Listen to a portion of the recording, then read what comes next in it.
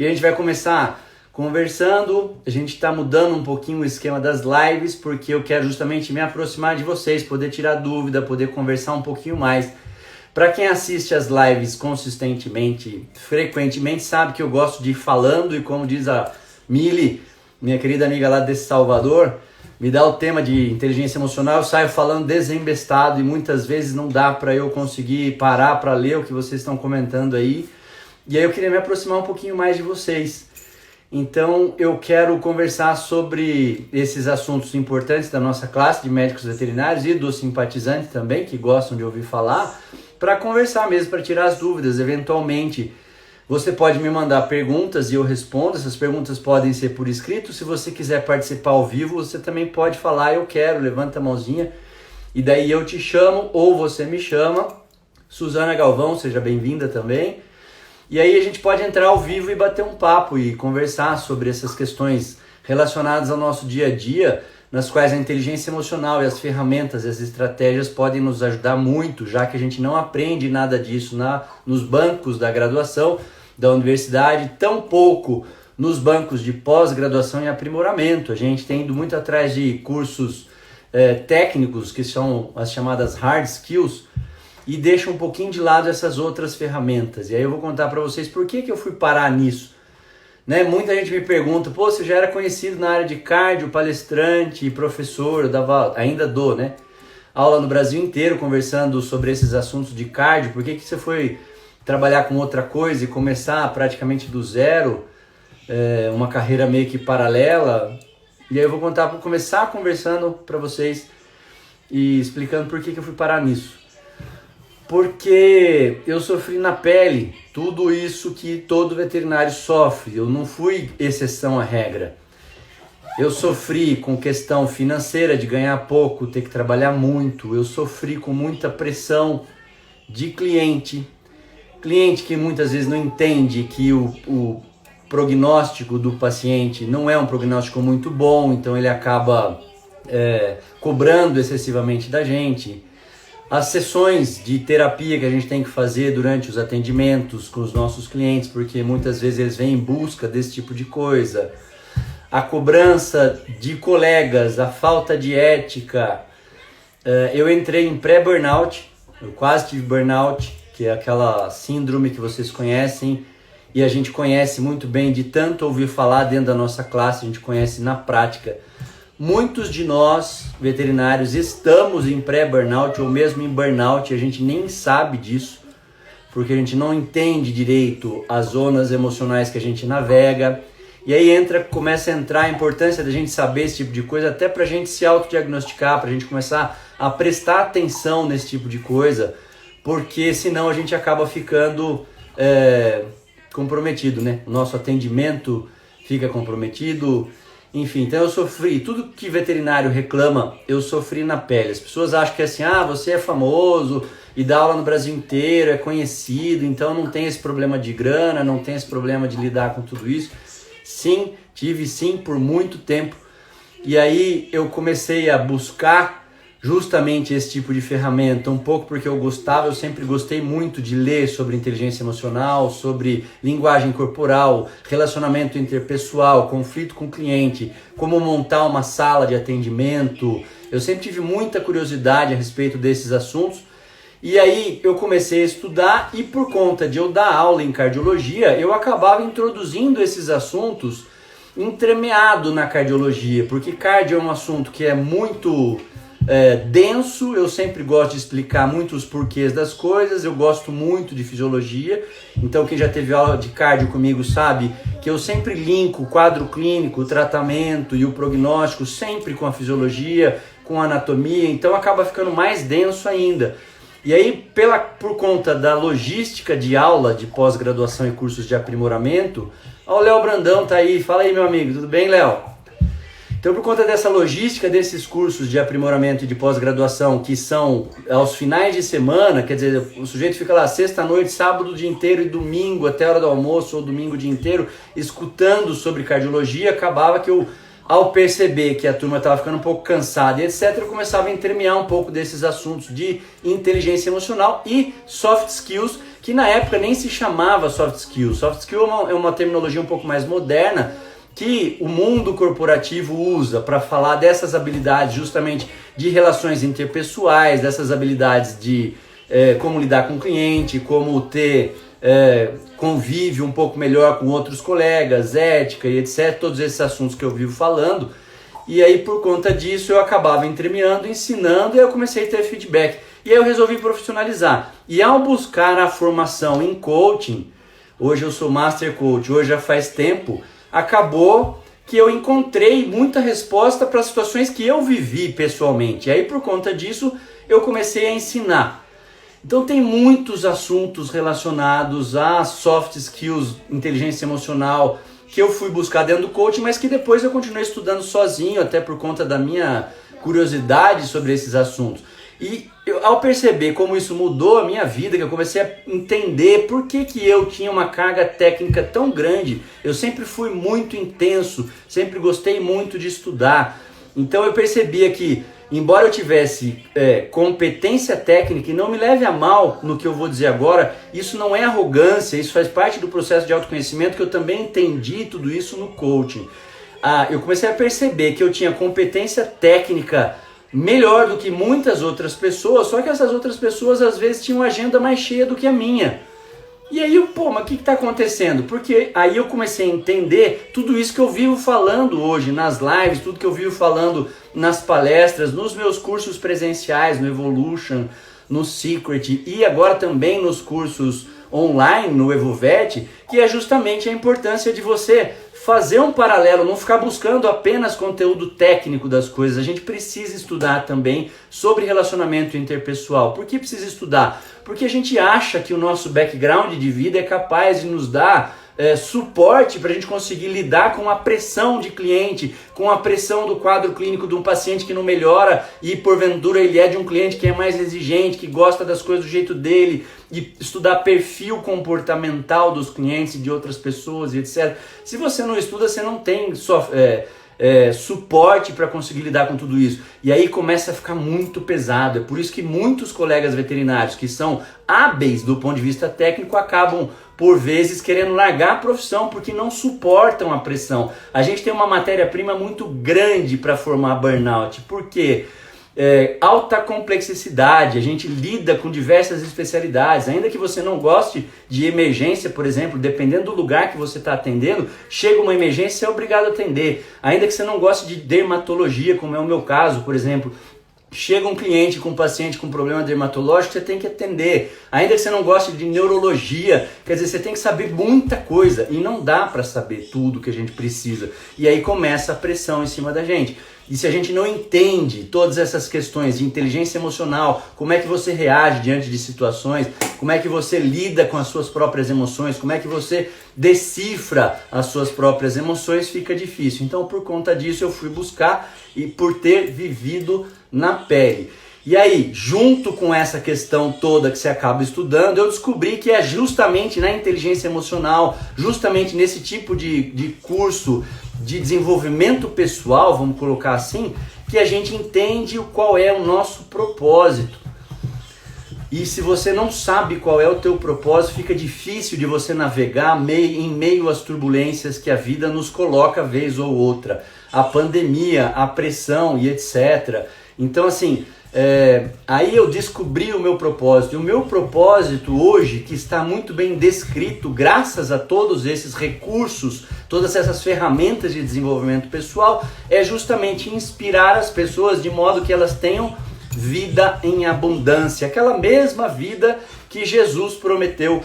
Então tudo que não é abundância é disfunção. Eu acredito muito nisso, porque se é uma promessa de Jesus Cristo, de Deus, que eu acredito muito, e a espiritualidade é justamente a nossa necessidade mais alta, mais próxima da gente se aproximar do Criador, é aquilo que supre o nosso propósito. E o meu propósito é justamente esse.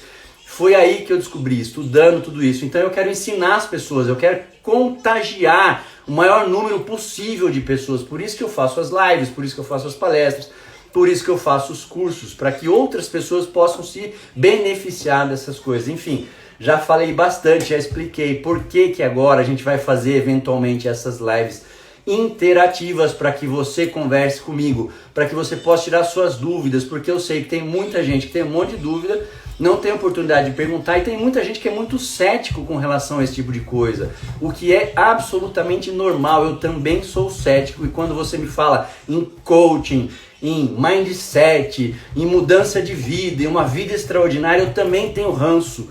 Eu também tenho ranço, porque infelizmente algumas pessoas se apropriaram do termo coaching, que é um termo que não é regulamentado, não usam ferramentas de coaching, usam muitas outras coisas diferentes que não tem nada a ver. Não estou discutindo se serve ou se não serve. Estou dizendo que muita gente diz que é coach e que aplica coaching, mas que não aplica coaching, que faz coisas completamente diferentes.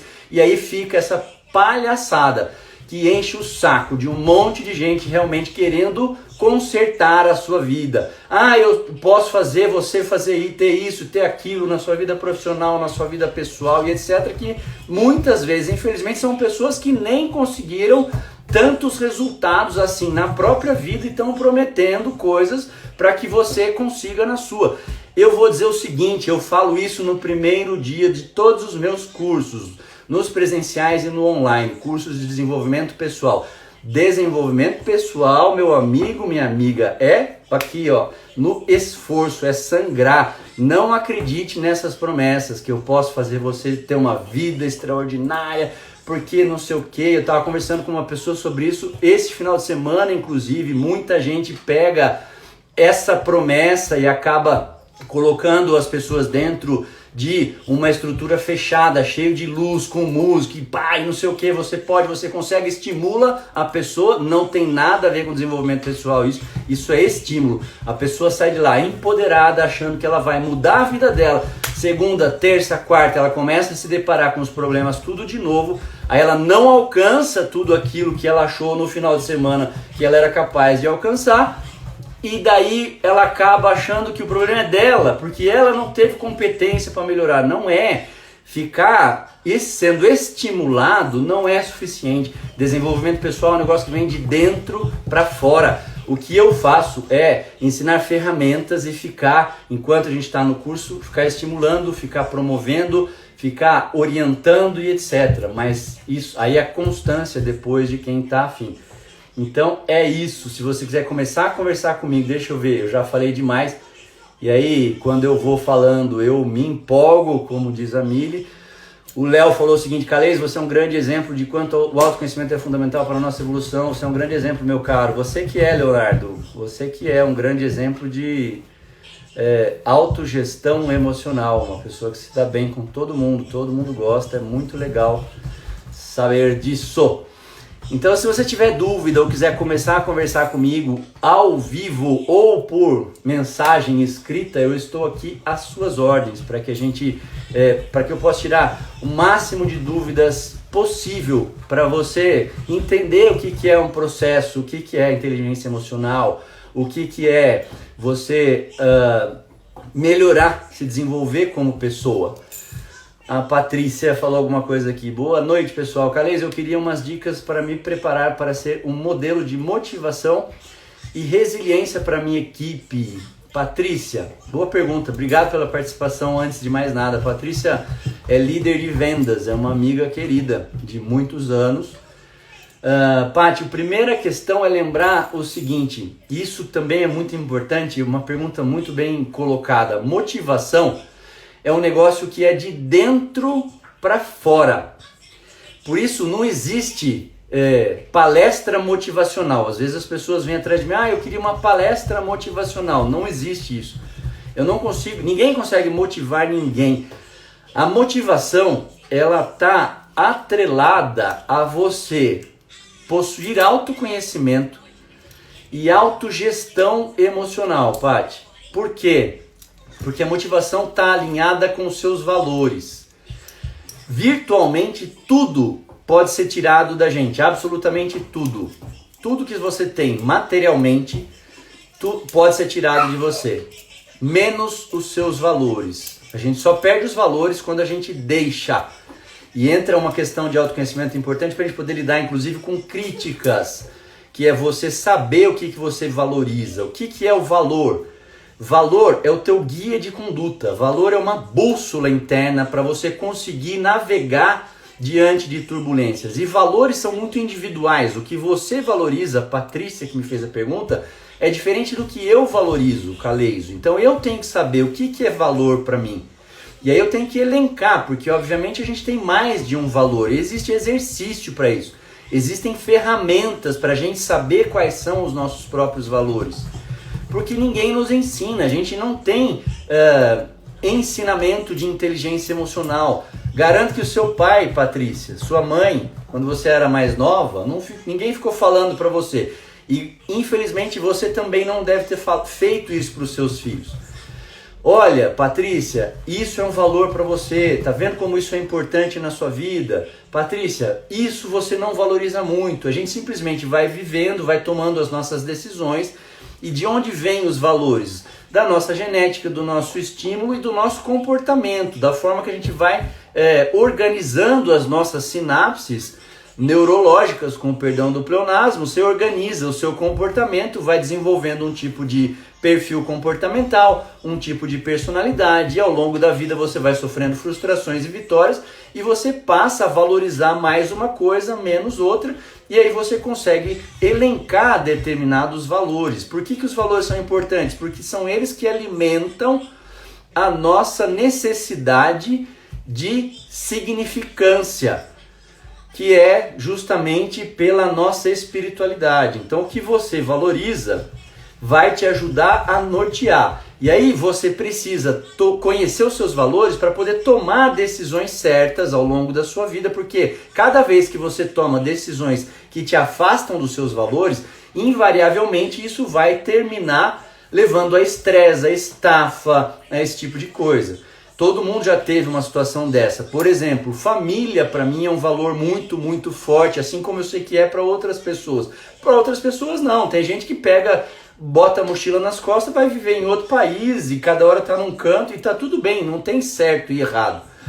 Para essas pessoas a família não é um valor tão forte como é para mim.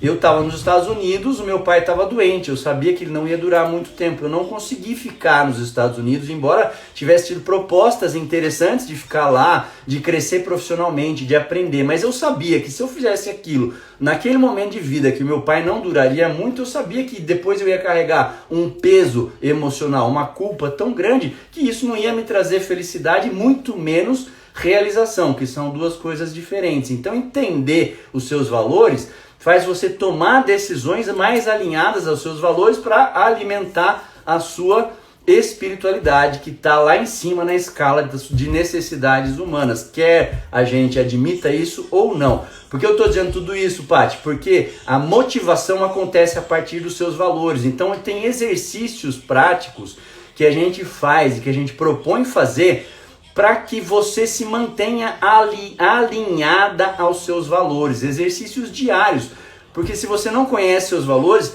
no meio de turbulência, no meio de problema, no meio de má gestão emocional, você acaba tomando decisões no calor da emoção que te afastam dos seus valores. Isso leva a estafa. E aí, se você conhece, se você se propõe a fazer planos de ação para te manter alinhada aos seus valores, isso te mantém motivada. Esse é o primeiro ponto. Você só vai conseguir, portanto, estimular a equipe que você lidera dentro desse cenário que você trabalha na área comercial, se você estiver motivada, se você estiver alinhada aos seus valores, para que outras pessoas sejam contagiados emocionalmente por tudo isso.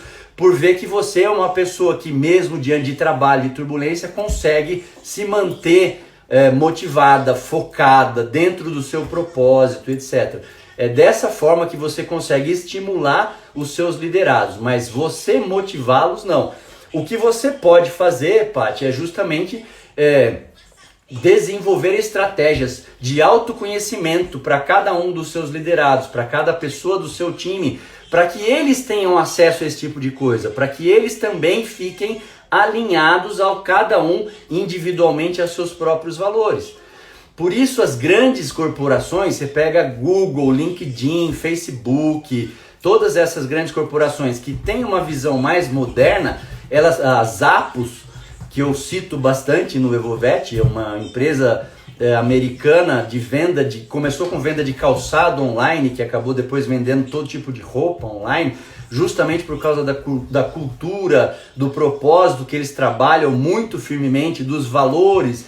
Então isso acaba ficando um pouquinho mais natural. O grande problema é que as empresas que ainda não são tão grandes e que não se preocupam com isso, elas, na hora de contratar, elas até erram. Se a gente pensar, a gente contrata os colaboradores a partir de currículo, a partir de fatos.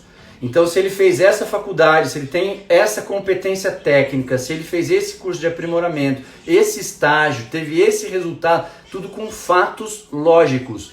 Só que as nossas decisões são emocionais. Então, se você pega livros de propósito, livros de grandes corporações, inclusive tem um que eu gosto de citar muito, eu não sei se eu já citei para você, Patrícia, Liderança e Propósito, do autor chama Fred Kaufman. Ele é vice-presidente executivo do LinkedIn. Ele fala muito de liderança, de propósito diante desse cenário novo. Como você motivar os seus colaboradores. E ele coloca muito esse tipo de coisa, da questão de você se comunicar emocionalmente com as pessoas para que elas consigam entender o seu próprio propósito, os seus valores e a sua motivação. E se elas estiverem alinhadas, e tudo isso alinhado dentro da empresa, fica muito mais fácil. As perguntas acabam sendo bastante complexas quando a gente fala disso, e se eu me exceder muito, você pode me corrigir. Deixa eu ver. Paty, se depois você me dá um feedback se eu respondi ou não. Qualquer coisa a gente volta nesse tema. Deixa eu ver outras pessoas falando a data do próximo Evovete. A Daniela provavelmente em agosto. A gente sempre faz as divulgações por aqui e também por e-mail. Então presta atenção porque já deve ser logo em seguida. Gostei muito da sua live com as advogadas. Obrigado. Janaína, Caleison, como trabalhar a ansiedade para que eu me torne mais produtiva e não me prejudique no dia a dia? Jana, ansiedade é uma emoção. Primeiro vamos definir. Ansiedade é diferente de medo. A gente confunde muito as nossas emoções. Medo é de alguma coisa real. Eu tenho medo de andar de avião. Eu tenho medo de cobra. Eu tenho medo de cachorro. Enfim, isso é medo quando é de alguma coisa real. A ansiedade é um medo do futuro. Essa é a ansiedade clássica que as pessoas definem como sendo ansiedade ruim. Mas tem um gráfico de ansiedade que é em forma de sino, que mostra justamente que quando a sua ansiedade está muito baixa, então você pega aqui no eixo Y, é desempenho, no eixo X, ansiedade. Como é em curva de sino, logo no início da curva, quer dizer, quando a sua ansiedade é muito baixa, a sua produtividade também vai ser muito baixa. Aí vai subindo, vai chegar num ponto ótimo. Esse ponto ótimo é justamente o grau de ansiedade que você precisa desenvolver e se autoconhecer, que é quando você se mantém bastante produtiva. Se a sua ansiedade começa a crescer, então você vai na descendente da curva de sino. À medida que a ansiedade vai subindo muito, a sua produtividade também cai. Então, resumindo o gráfico, a ansiedade muito baixa leva ao tédio, e a ansiedade muito alta leva à angústia. O ponto é você saber qual é o seu ponto ótimo de ansiedade. Por quê? Porque toda emoção ela é um impulso biológico que vai ativar o eixo hipotalâmico hipofisário para secretar hormônios para te colocar em uma ação. Então, se você não tem emoção, portanto, estamos falando de ansiedade. Se a ansiedade é baixa, você não tem liberação hormonal para te colocar motivada para fazer as coisas. Em contrapartida, se a ansiedade está muito alta, é aquele momento que você fica sem ar. Aí você tem um monte de coisa para fazer, sempre pensando no futuro, com medo do que vai acontecer, com um monte de estratégia e tudo mais. Então o primeiro passo é entender como é que você detecta a ansiedade em você. Se a emoção, como a ansiedade, é um impulso biológico que promove secreção hormonal, isso vai promover respostas físicas no seu corpo. Como é que você detecta que a ansiedade em você está subindo muito? Eu, Caleison, percebo minha respiração ficar mais encurtada, mais aqui em cima, então eu tenho que ficar buscando ar. Toda hora. Obviamente tô falando do meu extremo, né? Quanto antes você entender que você está começando a ficar ansiosa, o ideal é você falar com você verbalmente, verbalizando. Janaína, isso é ansiedade. Por quê? Porque a emoção ela é evocada no sistema límbico, lá na região subcortical. Quando você detecta alguma reação corporal que está demonstrando muita ansiedade e você fala com você mesmo, você é obrigada a evocar sinapses na região cortical, mais precisamente no hemisfério esquerdo, na área de Broca. Isso, o fato de você obrigar o teu hemisfério esquerdo sinapsear, você produz consciência. Por isso que o interessante é você falar em voz alta. Aí escreve o que está te deixando ansiosa. É aquele trabalho que você não entregou, é aquele paciente que não está tão bem, é a tua filha que está dando problema na escola, é a briga com o marido, é a falta de grana. Escreve tudo isso. E daí elabore planos de ação para cumprir o quanto antes essas ações que estão promovendo essa ansiedade dentro de você. Jana, se eu respondi, você me dá um feedback também, por favor. A Carol tá falando, boa noite, Caleis, estava vendo o teu e-book sobre clientes difíceis. Obrigado por me lembrar, Carol. Aliás, quem quiser esse e-book, me manda um direct pelo Instagram mesmo, que eu passo um link para você. Ficou super legal esse e-book com 10 dicas de como gerenciar brigas, conflitos com clientes de uma forma mais produtiva. É muito legal, é de graça, então é só você me pedir pelo direct que eu te mando o link. E sobre clientes que seguem condutas de vários veterinários, qual a tua dica para lidar sem perder a ética com o colega? Muito bem colocado, Carol. Esse tipo de cliente realmente é difícil, ele vai em você, depois ele vai no outro, e depois ele está fazendo um monte de conduta de 2 ou 3 colegas, e isso complica muito a relação. O primeiro ponto é ser clara. Se isso está complicando o seu tratamento, porque tem coisa que você sabe que ele vai fazer a vacina com outro, mas o tratamento de pele é com você, porque ele gosta de você, mas a cirurgia ele quer fazer com um terceiro. Agora, se ele está pegando diversas opiniões, que eu imagino que seja isso a que você está se referindo, a primeira dica é seja clara com esse cliente. Olha, isso me atrapalha, eu preciso saber o quão disposta a senhora ou o senhor está em manter esse plano de tratamento. E entenda que você está lidando com outra pessoa. A questão nesse momento, a maior dificuldade é porque a gente se sente ameaçado. Isso é normal. Por quê? Porque é o tipo de ameaça com a qual a gente tem que lidar hoje. Você sabe que ele levou em outro colega, você sabe que você está sujeita a que o outro colega desça o cacete na sua prescrição, você sabe que o terceiro, você está sujeita a que ele fale mal de você e etc. Então é normal a gente se sentir ameaçado diante disso. Agora, a sua decisão, a sua conduta não pode ser baseada na conduta do outro. Sempre quando eu estou falando sobre ética entre nós, veterinários, entre colegas, eu sempre gosto de lembrar esse tipo de coisa. Quer dizer, você se sentir ameaçada são sinapses evocadas no sistema límbico, portanto região subcortical. Você não tem consciência, não tem razão ali, não tem intelectualidade, tem só emoção. É como se o teu cérebro dispara um alarme, a gente está sendo ameaçado, o cara pode falar mal da gente, a gente pode perder o cliente, a gente pode perder o dinheiro. É o tipo de ameaça com a qual a gente tem que lidar. Isso faz parte. No momento que você detectou esse medo, e tá tudo bem sentir medo por isso, eu sempre digo, o normal é você não sentir medo quando o cliente está indo num outro colega, num terceiro colega. Tá tudo bem, isso que não é normal. Normal é a gente se sente ameaçado mesmo. Claro, a gente vai ser colocado à prova, pode ter situação constrangedora. Então você identificar, eu tô com medo para você mesmo, tá tudo bem. E a partir daí, então, você começa a evocar sinapses na região do córtex. Mais especificamente, córtex pré-frontal esquerdo, que é a região de controle emocional, que é o nosso livre-arbítrio. É o que Jesus Cristo chama, é o livre-arbítrio. Se você fala mal do outro, porque o outro falou mal de você, então você nivelou todo mundo por baixo. Se você fica bravo com o cliente, então você está nivelando por baixo. O ponto daí eu entendo que eu estou ficando com medo porque eu me sinto ameaçado, porque é uma fatia do bolo de grana que eu posso perder, o colega pode falar mal de mim, até aí, detectei a emoção. Agora, o que eu vou fazer com isso? Então, aumente o tempo entre o estímulo emocional e a resposta. Não tome decisões precipitadas. Tem uma regra de controle emocional que é assim: o que quer que você se sinta na vontade de fazer assim que você detectou a emoção, não faça. O que quer que você tenha vontade de fazer assim que você detectou a emoção de ameaça, não faça. Espere. Na hora de responder uma mensagem, na hora de brigar com alguém, na hora de tomar satisfação, na hora de falar com o cliente, detectou que a emoção está subindo, não faça. Isso é um exercício que obviamente leva tempo.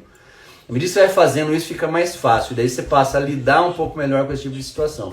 Mas você tem que ser clara com o cliente. E aí, eu sempre oriento a usar uma coisa chamada gatilho mental. O que é gatilho mental? É você acessar o sistema límbico do seu interlocutor, qualquer que seja ele. Agora a gente está falando de cliente, né? De tutor. São vários gatilhos mentais, tem mais de 30 maneiras de você conversar com o sistema límbico do seu interlocutor. A gente acha que tem que ficar dando fatos, né? Racionais, só que as nossas decisões são emocionais. Então o jeito de você falar com o sistema límbico do seu interlocutor aumenta a chance dele fazer o que você está querendo, o que você precisa que ele faça. Isso não é manipulação, desde que você haja com ética dentro do que é importante. Qual gatilho mental você vai usar? Do compromisso e coerência. Senta com o seu cliente e explica. Olha só, tem um protocolo para usar. Obviamente que existem condutas diferentes entre os profissionais, isso é normal dentro da medicina, dentro da veterinária, da odontologia, do direito, da engenharia, de qualquer profissão. Existem condutas, só que o fato da senhora ou do senhor continuar indo em mais de um veterinário pode expor o seu animal a risco, porque aí existe a questão de misturar medicação, interação medicamentosa e etc.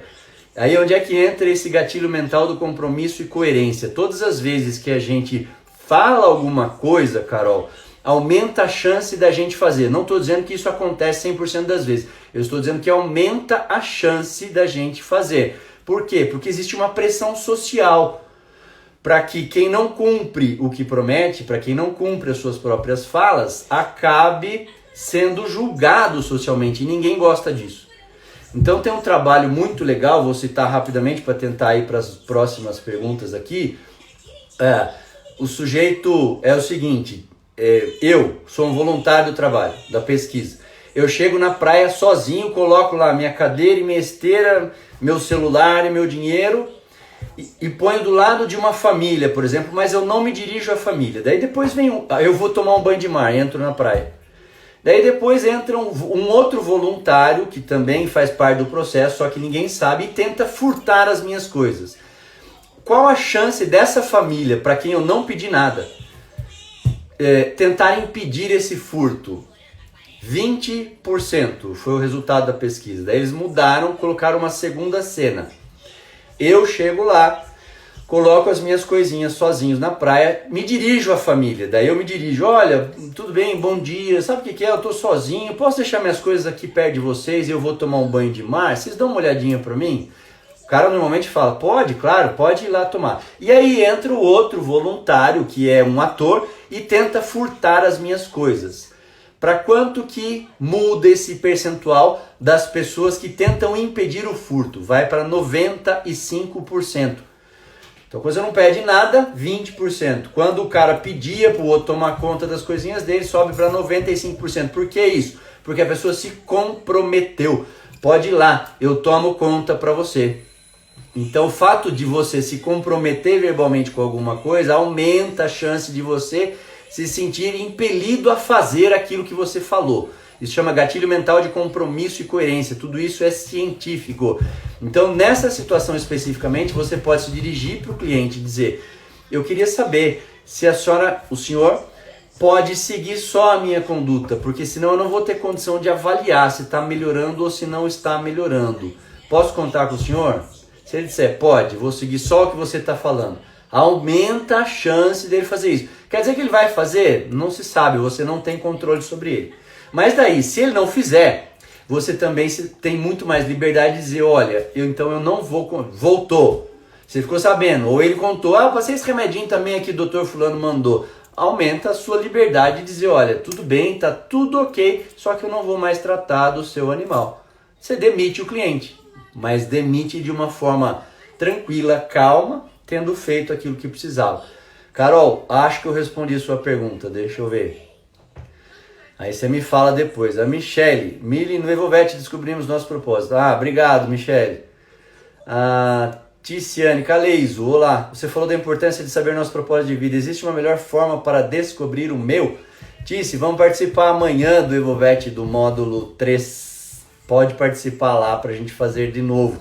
Aquele exercício que eu proponho é o melhor jeito de fazer. Você pode fazer com outras pessoas, daí eu dou outras dicas. A propósito, para quem não está participando, nosso propósito está ligado à nossa história de vida passada.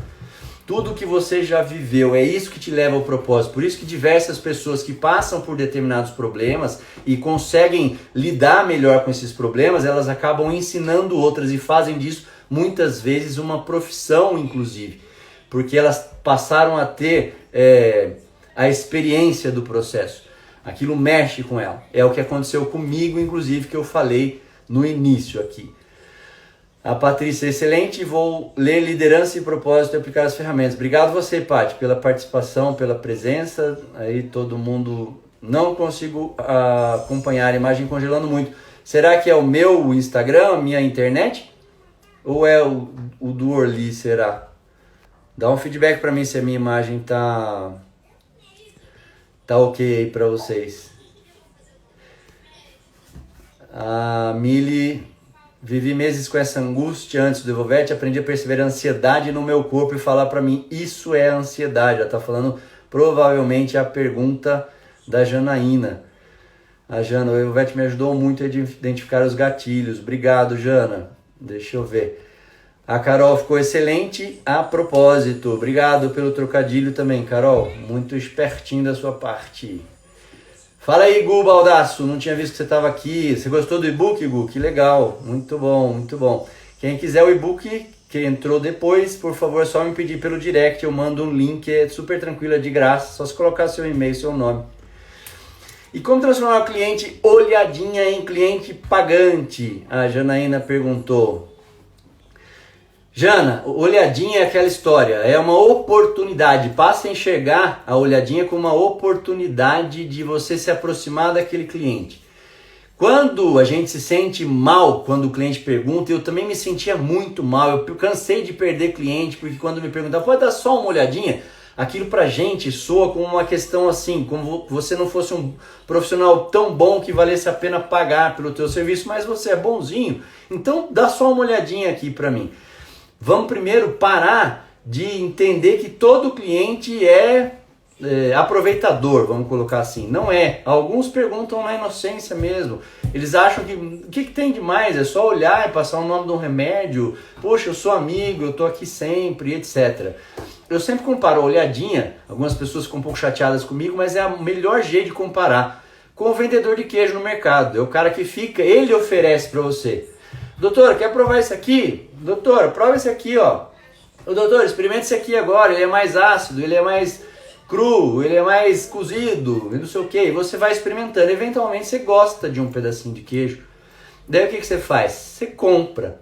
Então você se transformou num cliente. O cliente que pede a olhadinha é a mesma coisa, não é você que está oferecendo para ele, é ele que te pede. Portanto, ele te dá essa oportunidade. É que a gente acha que, porque a gente estudou, porque a gente investiu e tá tudo certo. Só que se você começa a gerenciar melhor essa abordagem do cliente, gerenciar a sua emoção diante dessa abordagem, você começa a entender que, com o perdão do trocadilho ruim, você tá com a faca e o queijo na mão naquele momento. É você que sabe o tamanho do queijo que você pode dar. Claro, vem cá, eu dou sim.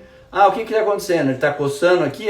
Poxa vida, eu gostaria tanto de conseguir passar um remédio para a senhora que resolvesse, mas sabe o que é? Isso pode ser uma dermatite alérgica à pulga, isso pode ser um ácaro, isso pode ser um monte de outra coisa. Então, precisaria fazer um exame de pele, um raspado e etc. Porque aí entra um outro gatilho mental, chamado gatilho mental da razão. Sempre que você fala por quê e explica o porquê, a tendência é do cérebro racional da pessoa tomar a atitude. Ah, entendi, então tá bom, então eu vou fazer. Tem diversos estudos que mostram esse tipo de coisa. Tem um estudo muito louco que eles botaram os voluntários numa empresa para ir na máquina copiadora, quando tinha aquela fila lá de ficar tirando xerox e etc. Primeiro eles diziam assim para a pessoa, você vai entrar lá e vai pedir para furar a fila. Chega para alguém e fala, posso entrar na sua frente? E aí eles viam o percentual de pessoas que permitiam isso. Era X, eu não me lembro ao certo quantos por cento. Depois, num segundo grupo de voluntários, eles pediam, você vai pedir para entrar na frente dele? Fala, você posso entrar na sua frente? Por quê? E aí você vai falar qualquer besteira depois do porquê. Alguns diziam assim, posso entrar na sua frente porque eu tô com pressa? Aumentou estrondosamente o percentual de pessoas que deixavam o sujeito furar a fila simplesmente porque ele colocou por que isso. Ainda que a justificativa fosse bem mais ou menos, porque eu tô com pressa, como se os outros não estivessem com pressa. Então quando você fala, olha, eu preciso fazer um exame, porque se eu não fizer exame eu posso até piorar essa, sei lá, lesão de pele, essa diarreia, o que quer que seja que o cliente tenha pedido para você olhar. Quando você faz isso, aumenta a probabilidade do cliente de aceitar isso e daí aceitar os custos que vêm embutidos. Tem um cliente que é aproveitador? Tem. Tem um cliente que, então eu não vou fazer? Tem. Mas a gente está falando de relação humana, você não está falando de exatas. A gente não fez exatas, a gente fez biológicas. E essa parte especificamente não é nem biológica, é humana. Relações humanas, você não tem controle sobre o outro. Tem um jeito de que você aumenta a sua probabilidade de conseguir que o outro aceite o que você está propondo, Jana. Então essa é a minha dica para olhadinha. E diversas pessoas depois vêm me dar feedback. A Melina, uma colega minha, uma amiga minha de Campos do Jordão, falou, depois que eu vi sua live de olhadinha, ela escreveu até, eu converti 2 cirurgias na mesma semana de 2 clientes que pediram só para eu dar uma olhadinha. Quer dizer, de 2 olhadinhas viraram 2 cirurgias, obviamente com ticket alto, porque cirurgia não é barato para ninguém. Calês, como lidar com o tutor nos casos de negligência ou mesmo de maus tratos? Belchior. Aí já é caso diferente, já não é caso da gente ter muita negociação, não. Aí é caso realmente de denunciar e fazer o que está na lei para a gente não ser conivente àquela situação que obviamente é grave e que já está dentro do nosso Código Civil e tudo mais. Então é outra história. E o excesso de empatia do veterinário pelo animal ou sofrimento do proprietário diante da perda? Priscila Toinac. Boa pergunta, Priscila. Aí entra a questão que é o seguinte, só para você ter ideia, tem 2 vertentes a respeito do porquê do burnout em profissionais da área da saúde, via de regra. Não são só veterinários, né? Enfermeiro, médico, fisioterapeuta, enfim, todos os profissionais da área da saúde. Tem uma vertente que fala que as pessoas que têm mais empatia, elas estão mais sujeitas a ter burnout, a ter toda essa questão que você está promovendo aqui, que você está falando, o excesso de empatia, porque você fica mais predisposto a acabar absorvendo todo o sofrimento que não é teu. Mas tem uma outra vertente, Priscila, que fala, e eu acredito mais nessa segunda vertente, que não é um excesso de empatia, é a má gestão da empatia, que faz com que essas pessoas acabem sofrendo demais com o sofrimento alheio, e aí por isso elas ficam mais vulneráveis às questões de saúde emocional. Não sei se eu me fiz claro, Priscila. Então, para você entender um pouquinho exatamente o que acontece. Será que é excesso de empatia? Ou será que é alguma questão emocional que eu não gerencio bem? E aí isso me predispõe ao fato de absorver demais um sofrimento que não é meu. Um sofrimento que é do outro.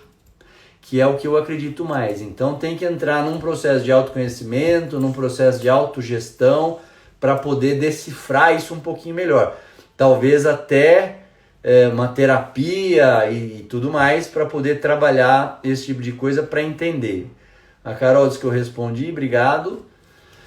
A Aninha Bandini, Amamos demitir certos clientes, isso mesmo. E sabe quando que a gente demite certos clientes, Aninha? Quando a gente sabe o nosso propósito, quando você está alinhado aos seus valores, que aí você tem condição emocional de falar, tá tudo bem, eu não quero mais atender esse cliente. Não precisa levar isso para o lado pessoal, não precisa brigar, aliás, nem deve, mas você precisa saber do seu propósito. E quando a gente sabe do nosso propósito, a gente comunica melhor aquilo que a gente faz. Eu sempre dou o exemplo da Apple.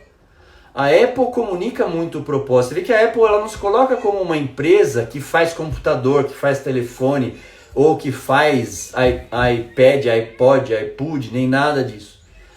O propósito da Apple é pensar diferente, think different. As pessoas que se identificam com isso, elas compram os produtos da Apple e elas se sujeitam a pagar mais caro, esperar mais tempo na fila simplesmente porque elas se comunicam. Mas para essa comunicação existir, a empresa precisa entender muito bem o seu propósito, por que ela existe. E isso também a gente traz para o campo pessoal. Então eu vou dar um exemplo meu também. Qual é o meu propósito por escrito, bem colocado?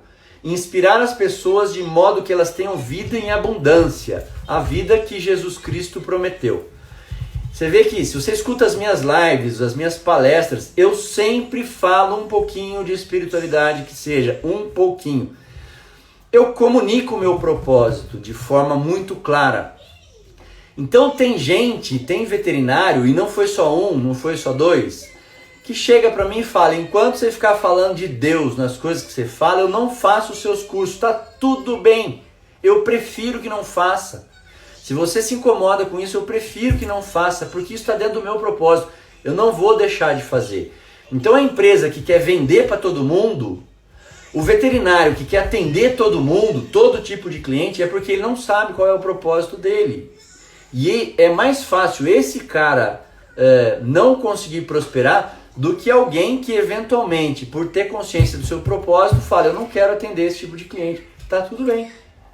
Tá tudo bem. Então você só consegue ter tranquilidade para demitir alguém quando você de fato sabe por que você acorda todo dia. O que te move, o que faz teu coração cantar, o que faz teu coração vibrar de verdade. Acho que eu respondi também. Tá dando umas engasgadas aqui, alguém tá falando, a minha também tá congelando. Aqui. Aparentemente a minha internet está tudo bem. Fiquei com muita vontade desse exercício de propósito. Estarei no próximo Evovete. Beleza, Elô, tô te esperando lá. Ana, você não recebeu o e-book? É só você me mandar um direct então, que eu mando o link para você assim que acabar. Deixa eu ver o que mais aqui. Por que olhadinhas são consultas pelo WhatsApp? Me irrita todo mundo, Michele, é isso que eu tô falando, a gente se sente mal, a gente se sente com os nossos valores colocados à prova, é como se a gente não fosse bom o suficiente. Quando você passa a entender que o cliente nem sempre é uma má pessoa por estar fazendo isso, nem sempre ele é aproveitador, e se ele for aproveitador o problema é dele, você passa a lidar um pouco melhor com isso, tá tudo bem. Como tem gente que chega pra mim e também me pede um monte de coisa e tá tudo bem, se eu posso eu faço, se eu não posso eu não faço. E tento gerenciar isso um pouco melhor dentro de mim. A Jana falou que tenta sempre ser a pessoa mais fofa do mundo para transformar em pagante. Fofa você é naturalmente, Jana, então tá fácil.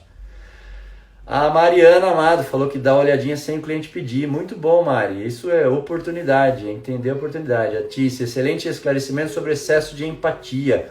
Falei sobre isso hoje, obrigado. Ecovete, adorei a live, obrigado. Vocês são dois, né? Ecosvete. É a Beth que tá aí? Acho que é, porque ela deu oi pra Carol. Tudo bom, Beth? Que bom te ver aqui. Eu prefiro que fale sim de espiritualidade. A Ana falou. A Calês, parabéns, a live de hoje foi excelente. Muito obrigado, Jana. Obrigado por todo mundo que ficou até o final. Se alguém tiver mais alguma pergunta, mais alguma dúvida, eu estou aqui. Se você não quiser ter feito a pergunta ou a dúvida aqui pela live, pode me mandar também pelo direct. Eu tenho um prazer enorme de esclarecer as coisas, de tirar todas as dúvidas, porque as pessoas ficam assim, Ah, não sei se isso é para mim, não sei se isso funciona. Eu desafio você, vem, participa das lives. A live é uma oportunidade gratuita de você... Ah, a Melina tá aí. Com certeza, quando você sabe qual é o seu propósito, o perfil dos seus clientes automaticamente se molda. Melina, você estava aqui quando eu falei que você assistiu a live da olhadinha e converteu 2 olhadinhas em 2 cirurgias? Dá o seu depoimento aí, não me deixa mentir sozinho, pelo amor de Deus, Melina.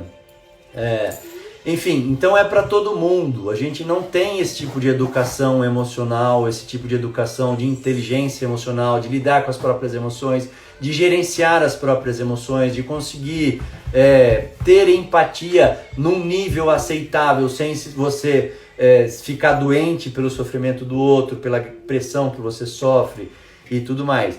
Então, inteligência emocional é um assunto extremamente abrangente, com muito mais coisa do que o nome encerra. A gente fica achando que inteligência emocional é só você gerenciar suas emoções. Se fosse isso, já não seria pouco, mas a gente sempre fala da questão de propósito também, de você saber para que você acorda.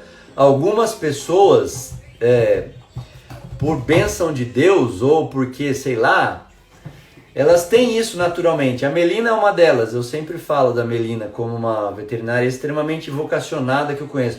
Melina, você não falou a questão da olhadinha. Eu pedi para você, manda para eles aí, coloca por favor, se é verdade ou se é mentira que você converteu 2 olhadinhas em 2 cirurgias. Mas retomando. Ah, obrigado. Sim, obrigado, Melina. Então, assim, é uma questão da gente saber entender um pouco melhor, entender por que a gente fica ansioso, por que a gente se sente ameaçado quando alguém xinga a gente, quando alguém fala mal, quando alguém briga. Como é que a gente pode fazer para gerenciar isso melhor? Para entender que o outro não necessariamente seja uma pessoa do mal, seja uma pessoa ruim, mas porque ele próprio não consegue gerenciar as próprias emoções e isso faz dele uma pessoa infeliz. Enfim, é um monte de coisa muito mais abrangente que é para a vida. E para quem tem filho, então, quem não tem, tá tudo bem, aprender sozinho, ok. Mas para quem tem filho, é perfeito, porque você começa a fazer, a aplicar na educação dos seus filhos e você começa a ver resultados práticos muito mais rápido. Então você vê como funciona de verdade. Como é muito legal você ensinar teu filho, tua filha em idade de crescimento, o que ele está sentindo, como é que ele pode fazer para reagir, que é normal sentir raiva. Eu gosto muito de falar isso, porque algumas pessoas se sentem mal, elas se sentem como se fossem más pessoas. Nossa, eu fiquei com raiva, nossa, eu quis matar o fulano, puta, eu fiquei com ódio. E tudo isso é normal.